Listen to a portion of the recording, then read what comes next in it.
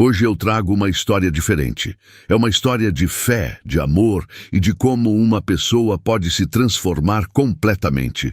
Talvez ela faça você refletir, talvez te emocione. Mas quando terminar, me conta. Você gostaria de ouvir mais histórias assim no canal? Porque só com a aprovação de vocês, eu sei se devo trazer mais histórias assim. Agora, deixa eu te apresentar alguém que passou anos acreditando que já tinha tudo o que precisava para ser completo. Alguém que acumulou bens, poder e reconhecimento, mas nunca percebeu que nenhuma dessas coisas era capaz de preencher o vazio que crescia em silêncio dentro dele. Por muito tempo, ele achou que aquilo que brilhava por fora era suficiente para sustentar o que faltava por dentro. Arthur tinha 37 anos e um patrimônio que a maioria das pessoas não conseguiria gastar em 10 vidas. Sua empresa imobiliária estava entre as 5 maiores do país, com empreendimentos de luxo espalhados por todas as capitais. Sua cobertura triplex tinha vista para a cidade inteira, como se ele estivesse acima de tudo e de todos. E, de certa forma, era exatamente assim que ele se sentia. Para Arthur, as pessoas eram divididas em 2 categorias: aquelas que poderiam lhe render dinheiro e aquelas que eram irrelevantes. Sentimentos eram luxos que ele não podia se dar ao permitir. Relacionamentos eram transações. Cada aperto de mão tinha um propósito, cada sorriso era calculado. Mas essa frieza não havia nascido com ele. Ela havia sido construída, tijolo por tijolo, desde o dia em que seu pai fechou a porta de casa pela última vez, quando Arthur tinha apenas 8 anos. Nunca mais voltou. Nem uma carta, nem uma ligação, nem uma explicação. Apenas o silêncio ensurdecedor do abandono. Sua mãe fez o que pôde, trabalhando em 3 empregos, até que a exaustão a levasse cedo demais. Arthur jurou naquele dia, ao lado do caixão dela, que nunca mais seria vulnerável, nunca mais dependeria de ninguém, nunca mais sentiria. E ele cumpriu essa promessa. Transformou a dor em ambição, a raiva em determinação. Aos 25 anos, já tinha sua primeira empresa. Aos 30, seu primeiro milhão. Aos 37, mais do que poderia contar. Mas o corpo humano tem limites que o dinheiro não pode negociar. Naquela terça-feira, Arthur estava em sua 10ª reunião do dia. Eram quase 10 da noite, mas para ele não havia diferença entre dia e noite, entre semana e fim de semana. Havia apenas negócios. Sempre havia mais um contrato para fechar, mais um terreno para adquirir, mais um concorrente para superar. Ele estava saindo do prédio de sua empresa quando sentiu. Primeiro foi apenas um desconforto, uma pressão estranha no peito que ele ignorou. Depois, a respiração ficou difícil. O suor começou a escorrer pela testa. As luzes da cidade pareciam pulsantes, dolorosas. Ele se levantou, tentando controlar a situação como controlava tudo em sua vida, mas suas pernas falharam. A última coisa que viu antes de desmaiar foi seu reflexo na fachada do prédio. Um homem sozinho, cercado por luxo e poder, caindo no vazio. Meus caros ouvintes, posso adiantar uma coisa? Essa história caminha para um final feliz, daqueles que aquecem o coração, como eu sei que vocês gostam. Mas até chegarmos lá, muita coisa ainda vai acontecer. E se você está gostando da história até aqui, deixe o like para eu saber. E nos comentários, me conta como está o tempo aí na sua cidade. Está chovendo? Muito calor? Frio? Adoro ler todos. Agora, respira fundo e vamos continuar. Quando Arthur acordou, a primeira coisa que percebeu foi o cheiro. Não era o aroma sofisticado de seu apartamento, nem o perfume caro de seu carro. Era desinfetante hospitalar, aquele cheiro químico que lembra doença e vulnerabilidade. Seus olhos se abriram lentamente, se ajustando à luz fluorescente. Ele estava em uma sala com várias camas separadas por cortinas. Podia ouvir vozes, gemidos de dor, o bip constante de monitores cardíacos. Onde estou? Sua voz saiu rouca, irritada. O que é esse lugar? Foi quando ele a viu pela primeira vez. Clara tinha 28 anos, cabelos castanhos presos em um rabo de cavalo prático. Vestia um uniforme de enfermeira simples e impecável. Mas era seu rosto que chamava a atenção. Havia uma doçura genuína em seus olhos, uma gentileza que parecia incapaz de fingir. Você está no Hospital Público Central, senhor. Foi trazido pela ambulância depois de desmaiar na rua. Ela explicou com voz calma, verificando o monitor ao lado da cama. Você teve um colapso nervoso, acompanhado de uma arritmia cardíaca leve. Nada grave, mas seu corpo está pedindo descanso. Arthur tentou se sentar bruscamente, sentindo a cabeça girar com o movimento. Hospital público? Isso é inaceitável. Ligue para meu assistente imediatamente. Preciso ser transferido para o Hospital Sírio ou para o Samaritano. Consiga um quarto particular. Faça alguma coisa. Clara o observou por um momento e então fez algo que ninguém havia feito com Arthur em anos. Ela o tratou como uma pessoa comum. Senhor, o dinheiro compra a cama, mas não compra o sono. Ela disse com firmeza, mas sem grosseria. Você precisa descansar. Aqui você receberá o mesmo tratamento de excelência que qualquer outro paciente. Agora, por favor, deite-se e deixe seu corpo se recuperar. Arthur ficou boquiaberto. Ninguém lhe falava assim. Ninguém lhe negava nada. Ele estava acostumado a pessoas que se curvavam diante de seu nome, de sua conta bancária, de seu poder. Mas aquela jovem enfermeira o olhava apenas como um homem que precisava de cuidados. Não via seu sobrenome, sua fortuna ou sua influência. Via apenas um ser humano vulnerável. E, estranhamente, aquilo o deixou sem palavras. Nas horas seguintes, enquanto permanecia naquela cama de hospital, Arthur observava Clara trabalhar. Ela tratava cada paciente com a mesma atenção dedicada, independentemente de quem fossem. Segurava a mão de uma senhora idosa que chorava de dor, conversava suavemente com um homem assustado antes de um procedimento, brincava com uma criança para distraí-la do medo. Havia algo nela que ele não conseguia nomear, algo que o intrigava profundamente.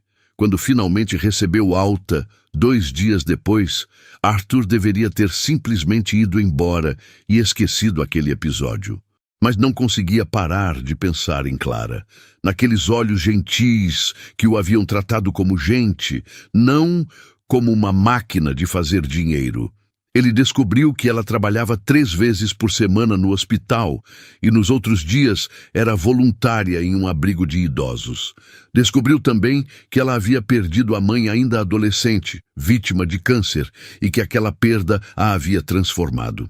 Em vez de se amargurar, Clara escolheu usar sua dor para cuidar dos outros, para trazer conforto onde havia sofrimento.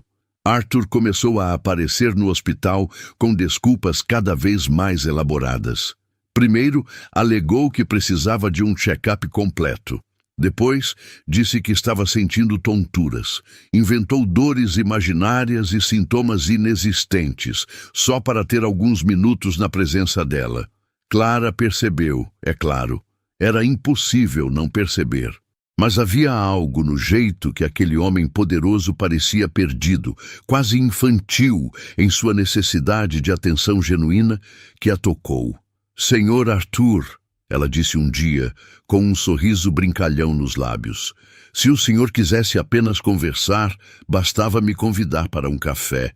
Ele ficou vermelho, envergonhado como um adolescente. Sim, eu gostaria disso, admitiu. Você aceitaria jantar comigo? Amanhã à noite? Clara hesitou. Conhecia homens como Arthur, homens acostumados a conseguir o que queriam. Mas havia algo diferente naquele convite, uma vulnerabilidade escondida sob a casca de frieza. Está bem, ela concordou.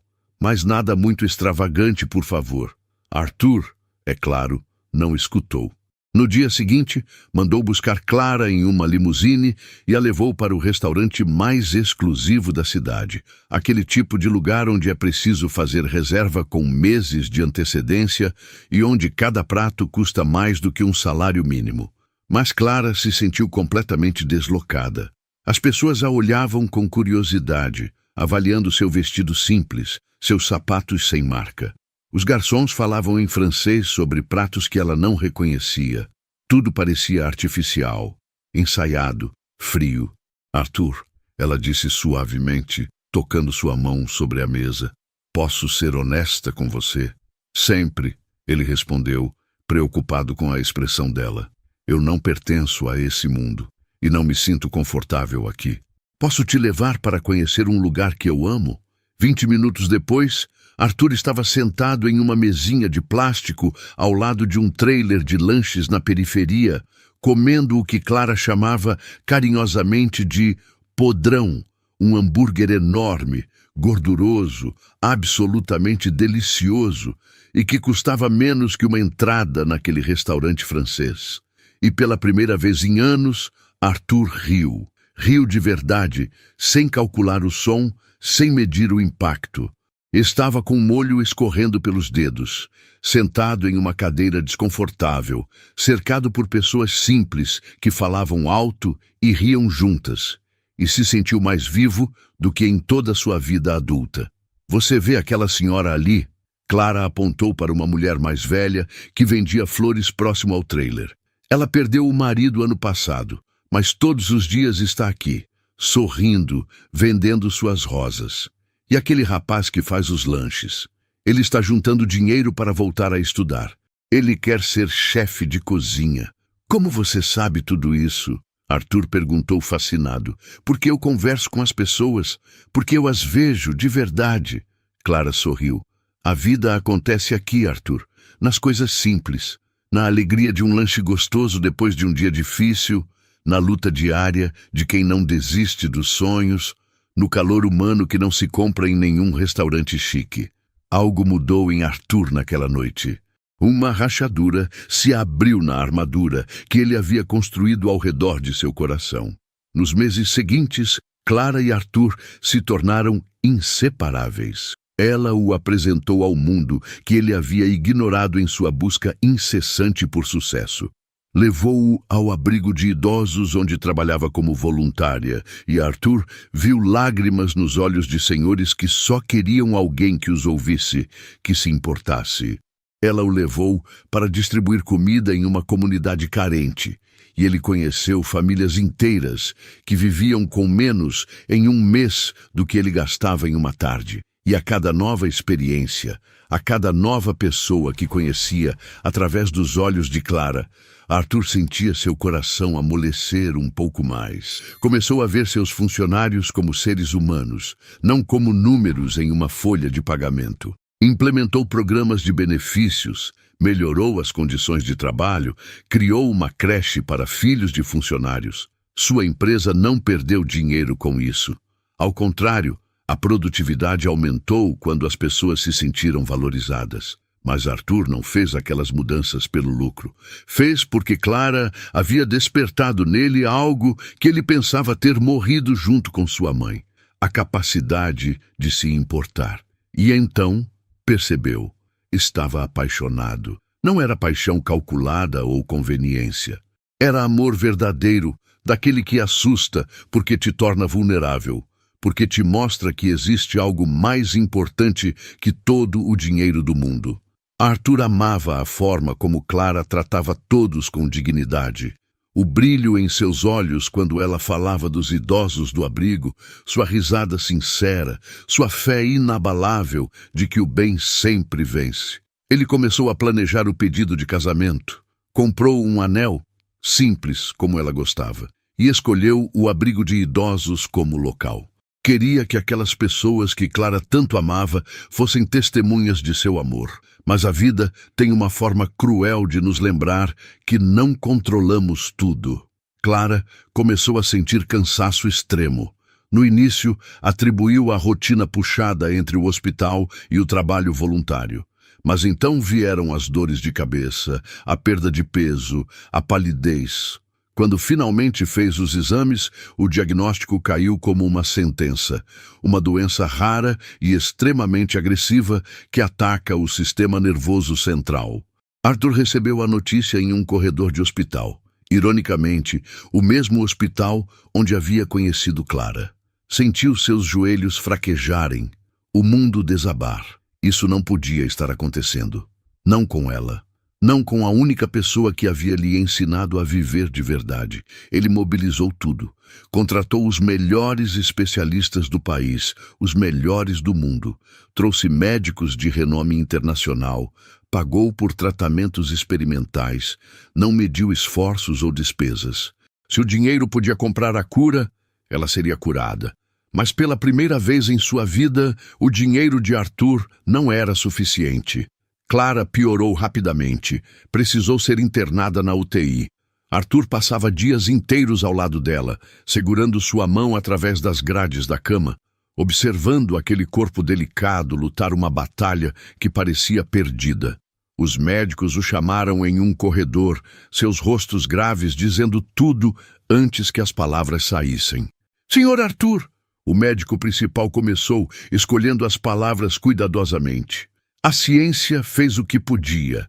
Tentamos todos os protocolos disponíveis, todos os tratamentos conhecidos, mas a doença está muito avançada e é incrivelmente agressiva.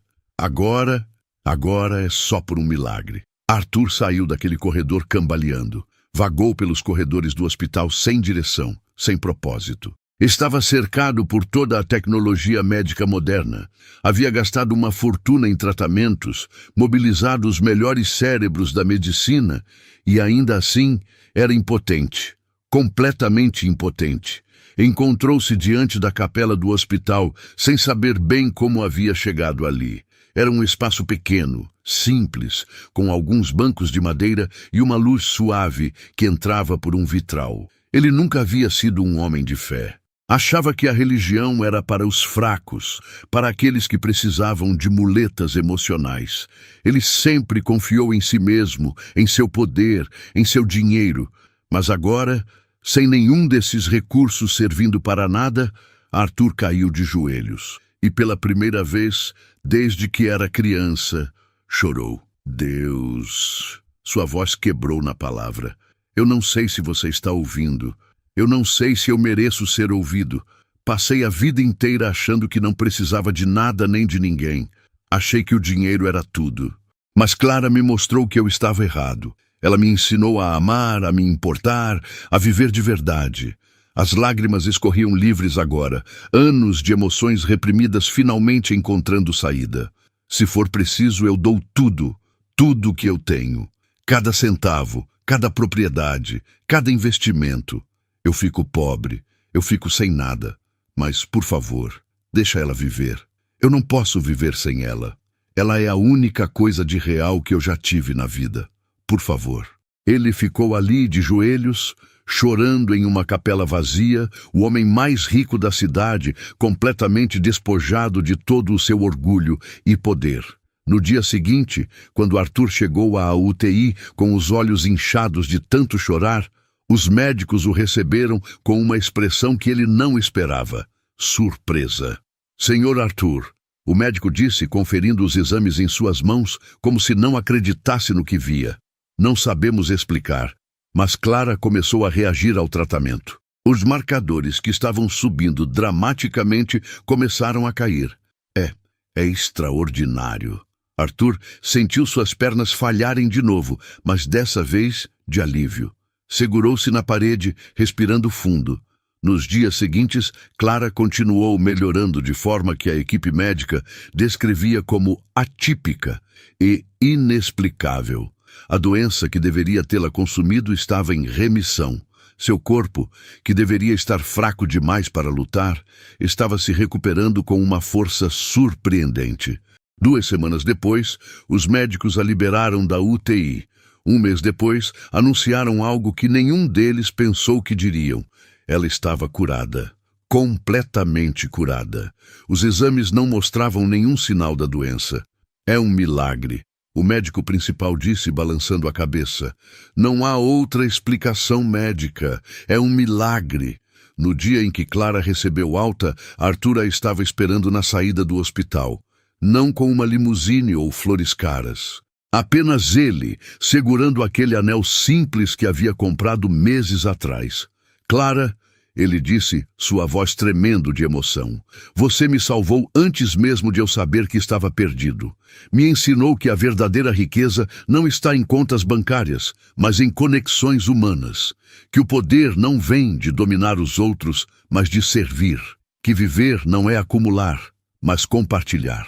Ele se ajoelhou ali mesmo, na calçada do hospital, sem se importar com os olhares curiosos dos passantes.